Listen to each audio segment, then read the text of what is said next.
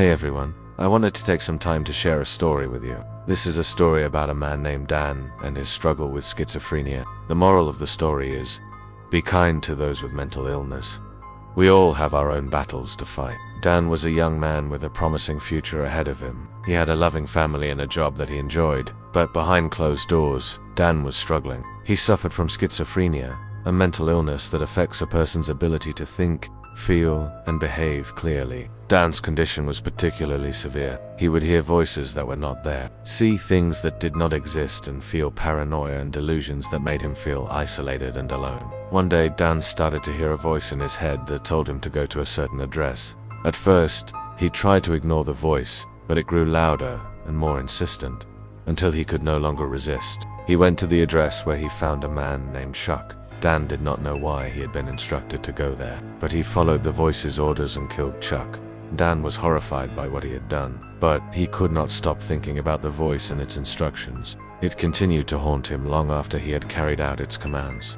The police were never able to determine why Dan had killed Chuck, but they did take him into custody due to the severity of his actions. In court, Dan's lawyers argued that he should not be held accountable for his actions, because he was not in control of them at the time of the crime. They argued that he was suffering from a psychotic episode and could not tell the difference between right and wrong. The prosecution argued that Dan knew what he was doing was wrong and should be held accountable for his actions.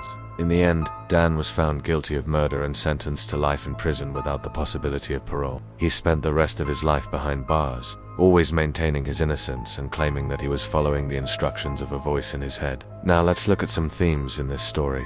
The first theme is the nature of good and evil. Is Dan a monster or a victim of circumstance? Some may argue that he is a monster for carrying out the voice's commands, while others may argue that he is a victim of circumstance who should not be held accountable for his actions because he was not in control of them at the time of the crime. The next theme is the power of the human mind.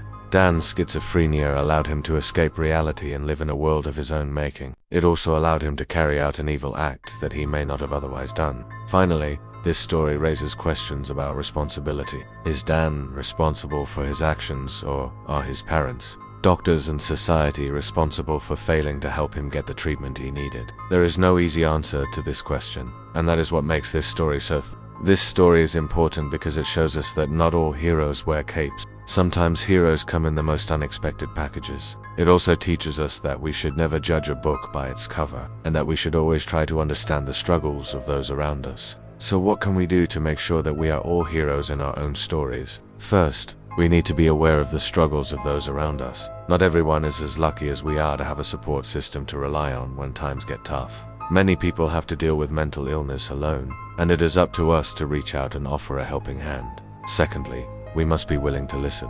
Many people who struggle with mental illness feel ashamed and don't want to burden others with their problems. By listening without judgment, we can help break down the stigma surrounding mental illness. Finally, we should be patient. It takes time to build trust and understanding. Don't expect to make a difference in someone's life overnight, but with patience and understanding, we can help create a world where everyone feels supported and valued. This story has taught me that sometimes the greatest heroes are the ones who are not even aware of it. Don may not realize it, but his actions have saved countless lives. By listening to his story, we can learn how to be better heroes in our own lives. If you want to learn more about mental illness and how you can help those who are struggling, please visit the website below. Thank you for watching, and remember, you are a hero. And here is a quote from this story that I think sums up the importance of this story well. Sometimes the greatest heroes are the ones who are not even aware of it. Well folks, that's all for today. Thanks for joining me on this journey through the darkest depths of humanity and the occasional glimpse of light.